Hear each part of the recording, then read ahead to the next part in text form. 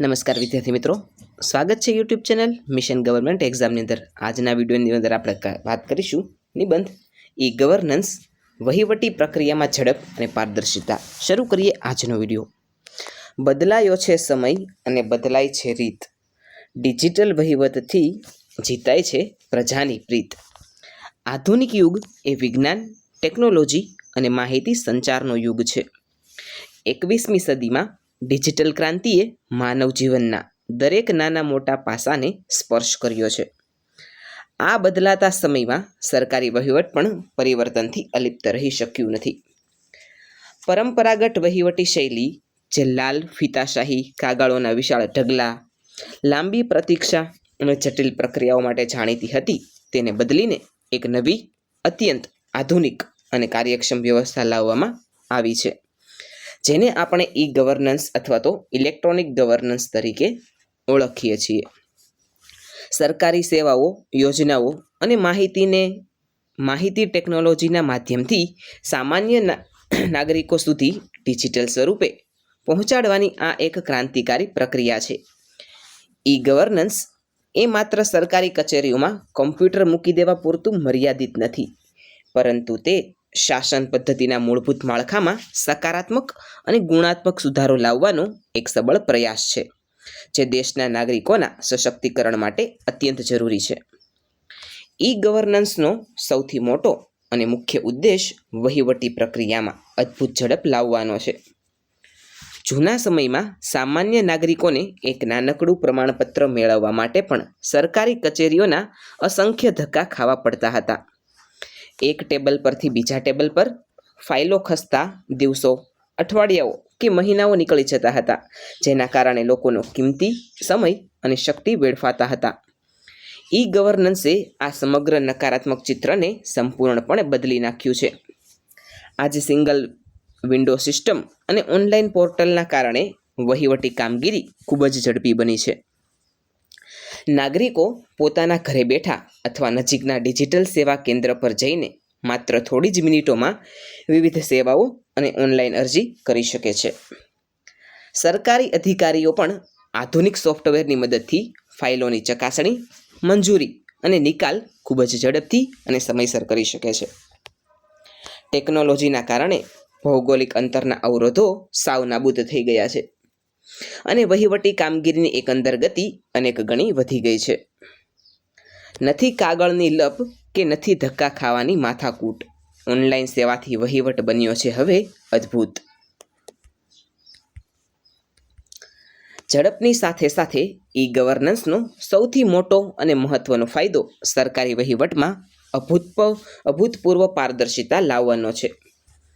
ભ્રષ્ટાચાર એ વહીવટી તંત્રને અંદરથી સડતો કરતો એક મોટો રોગ રહ્યો છે, જેનું મુખ્ય કારણ માહિતીની અસ્પષ્ટતા અને વચેટિયાઓની મજબૂત હાજરી હતી। ઈ ગવર્નન્સ આ વચેટિયાઓ અને દલાલોની ભૂમિકાને જડમૂળથી ખતમ કરી નાખે છે। સરકારના તમામ નિયમો, પાત્રતાના માપદંડો, ફીનું માળખું અને વિવિધ પ્રક્રિયાઓ સરકારી વેબસાઇટ્સ પર ખુલ્લેઆમ ઉપલબ્ધ હોય છે, જેથી સામાન્ય નાગરિક પણ છેતરાઈ ન જાય। જ્યારે કોઈ નાગરિક ઓનલાઈન અરજી કરે છે, ત્યારે તે પોતાની અરજીનું સ્ટેટસ ઇન્ટરનેટ પર લાઈવ ટ્રેક કરી શકે છે કે તેની ફાઇલ અત્યારે કયા ટેબલ પર અથવા કયા અધિકારી પાસે અટકેલી છે। આ પ્રકારની ખુલ્લી અને જવાબદાર વ્યવસ્થાને કારણે અધિકારીઓ પોતાની મનમાની કરી શકતા નથી અને લાંચ રૂશ્વતની શક્યતાઓ નહિવત થઈ જાય છે। સરકારી યોજનાઓના આર્થિક લાભો હવે કોઈ પણ વચેટિયા વગર સીધા જ ગરીબ અને જરૂરિયાતમંદ લાભાર્થીઓના બેંક ખાતામાં જમા થાય છે, જે પારદર્શિતાનું સર્વોત્તમ ઉદાહરણ છે। જો આપણે ભારતના સંદર્ભમાં વાત કરીએ તો ડિજિટલ ઇન્ડિયા અભિયાન અંતર્ગત દેશના ખૂણે ખૂણાને ઇન્ટરનેટ અને ઓપ્ટિકલ ફાઇબરથી જોડવામાં આવી રહ્યો છે। આધાર કાર્ડ, ડિજિલોકર, ઉમંગ એપ અને ઓનલાઈન ટેક્સ સિસ્ટમ જેવી સેવાઓએ નાગરિકોના રોજિંદા જીવનને ખૂબ જ સરળ બનાવ્યું છે। આજે આવકનો દાખલો, જાતિનો દાખલો, નવું ration card, driving licence, passport કે જમીનના મહત્ત્વના દસ્તાવેજો જેવા કે 7-12 અને 8 ઉતારા મેળવવા માટે કલાકો સુધી સરકારી કચેરીઓની લાંબી લાઈનોમાં ઊભા રહેવાની અને પીડા ભોગવવી પડતી નથી। ઓનલાઈન બેન્કિંગ, વીજળી બિલ, ગેસ બિલ અને પ્રોપર્ટી ટેક્સની ચૂકવણી પણ આંગળીઓના ટેરવે ઉપલબ્ધ થઈ ગઈ છે.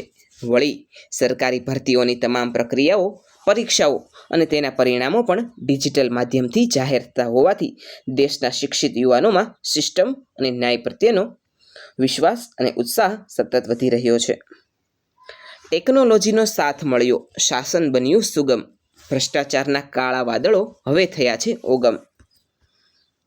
જોકે ઈ ગવર્નન્સની આ સફર સંપૂર્ણપણે અવરોધમુક્ત નથી. તેની સામે આજે પણ કેટલાક ગંભીર પડકારો ઊભા છે. ભારત જેવા વિશાળ અને વૈવિધ્યસભર દેશમાં આજે પણ ગ્રામીણ વિસ્તારોમાં ડિજિટલ સાક્ષરતાનો મોટો અભાવ જોવા મળે છે. વયસ્ક નાગરિકો અને અશિક્ષિત લોકો માટે હજુ પણ ઓનલાઈન એપ્લિકેશન અને સ્માર્ટફોનનો ઉપયોગ કરવો થોડો અઘરો અને ગૂંચવણભર્યો છે. આ ઉપરાંત સાયબર સિક્યુરિટી અને ડેટા પ્રાઇવસી એ વૈશ્વિક સ્તરે એક ખૂબ જ મોટો ચિંતાનો વિષય છે. સરકારી સર્વર હેક થવાનું અથવા કરોડો નાગરિકોની અંગત માહિતી લીક થવાનું જોખમ હંમેશા રહેલું છે. ઘણીવાર ગ્રામીણ વિસ્તારોમાં ઇન્ટરનેટ કનેક્ટિવિટી ન હોવાને કારણે અથવા સર્વર ડાઉન હોવાને કારણે ગરીબ લોકોનું કામ અટકી પડે છે.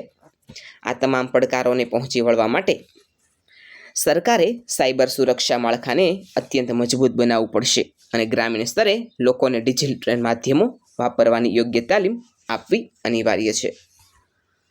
અંતમાં ઈ ગવર્નન્સ એ માત્ર ટેકનોલોજીનો પ્રયોગ કે એક સામાન્ય સરકારી પ્રોજેક્ટ નથી, પરંતુ તે લોકશાહીને વધુ મજબૂત, લોકોપયોગી અને ઉત્તરદાયી બનાવવાનું એક અદ્ભુત સાધન છે. તે સાચા અર્થમાં ભારતના વડાપ્રધાનના મિનિમમ ગવર્મેન્ટ મેક્સિમમ ગવર્નન્સ એટલે કે ઓછામાં ઓછું શાસન અને મહત્તમ વ્યવસ્થાના ઉમદા સૂત્રને સાર્થક કરે છે. આ આધુનિક વ્યવસ્થાએ વહીવટને સરકારી ઓફિસોના બંધ ટેબલો પરથી હટાવીને સીધો દેશના સામાન્ય નાગરિકોના મોબાઈલ સ્ક્રીન અને હથિયાળીમાં લાવી દીધો છે, જેનાથી કિંમતી સમય, નાણાં અને માનવ શક્તિની ભારે બચત થાય છે. ભલે અત્યારે થોડાક પડકારો ઉપસ્થિત હોય, પરંતુ દેશનું ઉજ્જવળ ભવિષ્ય સંપૂર્ણપણે ઈ ગવર્નન્સ પર જ આધારિત છે. ટેકનોલોજીના સાચા, સુરક્ષિત અને વ્યાપક ઉપયોગ દ્વારા આપણે એક એવા આદર્શ સમાજનું નિર્માણ કરી શકીએ છીએ જ્યાં સરકારી વહીવટ સંપૂર્ણપણે ભ્રષ્ટાચાર મુક્ત, અત્યંત ઝડપી, પારદર્શી અને નાગરિક કેન્દ્રી હોય. સરકારી વહીવટી પ્રક્રિયામાં ક્રાંતિકારી ઝડપ અને સાચી પારદર્શિતા લાવવા માટે ઈ ગવર્નન્સ એ આજના ડિજિટલ યુગની સર્વોત્તમ અને અનિવાર્ય ભેટ છે. વિદ્યાર્થી મિત્રો, આજનો નિબંધ આપને કેવો લાગ્યો છે તે નીચે કોમેન્ટ સેક્શનમાં જરૂરથી જણાવજો. આવા જ એક અન્ય નવા વિડીયો સાથે આવતીકાલે ફરીથી મળીશું. Thanks for watching.